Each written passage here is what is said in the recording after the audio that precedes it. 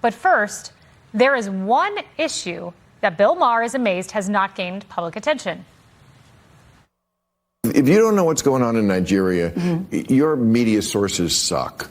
You are in a bubble. And again, I'm not a Christian, but they are systematically killing the Christians in Nigeria. They've killed over 100,000 since 2009. They've burned 18,000 churches. This is so much more. These are their Islamists, Boko Haram. This is so much more of a genocide attempt than what is going on in Gaza. They are literally attempting to wipe out the Christian population of an entire country. Where are the kids protesting this? Thank you. So no one will talk about it, so thank you. Absolutely. It's Africa. That's why no one's talking about it, and they should be. You can't read about it in mainstream media. It's sad.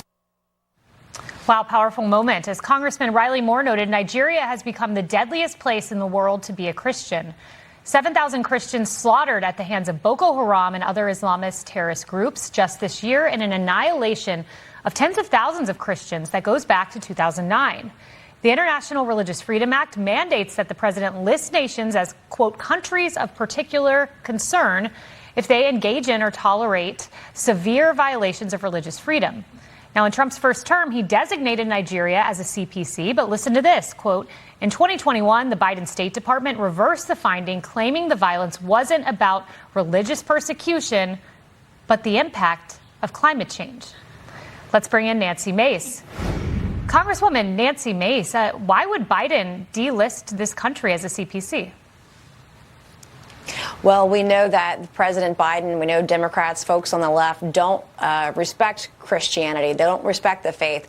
And when you look at what President Trump did in his first term, designating Nigeria as a country of particular concern, he did that because of the violations of religious freedom. And when you're looking at trying to find the data, trying to find the statistics, they widely vary. But at a bare minimum, it's at least 62 to 100,000 plus Christians that have been killed, murdered, or maimed in this region, in this country over the last decade or 2 decades.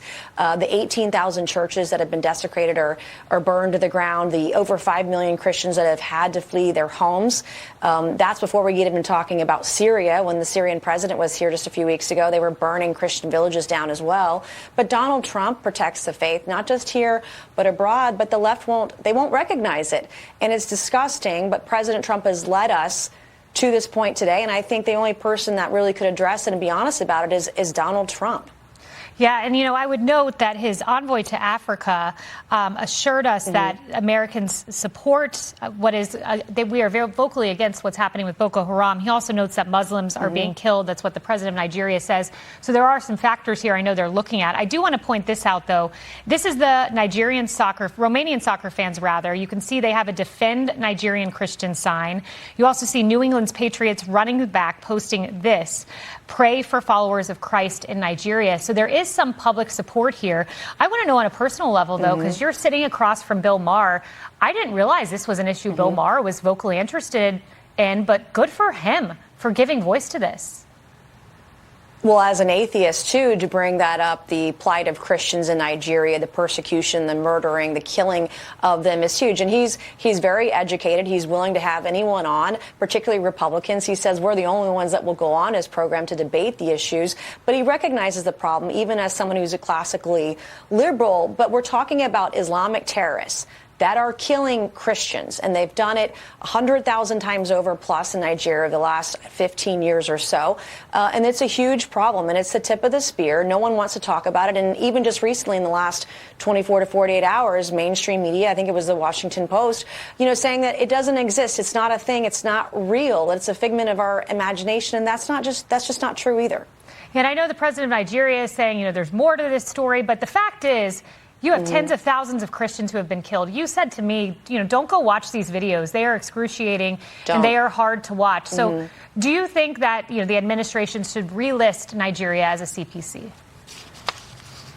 I think that if anyone's going to do it, it'll be President Trump. I mean, he is a person that brought attention to this issue in his first administration. He's the only president in my lifetime of almost 50 years on Earth that has ended wars rather than started them. And so if anyone can do it, I know that Donald Trump can. There's no doubt about it on this historic week. Middle East peace. I never thought we'd see it just a few months into the administration. It's amazing. Congresswoman Nancy Mace, thank you so much for bringing attention to this issue.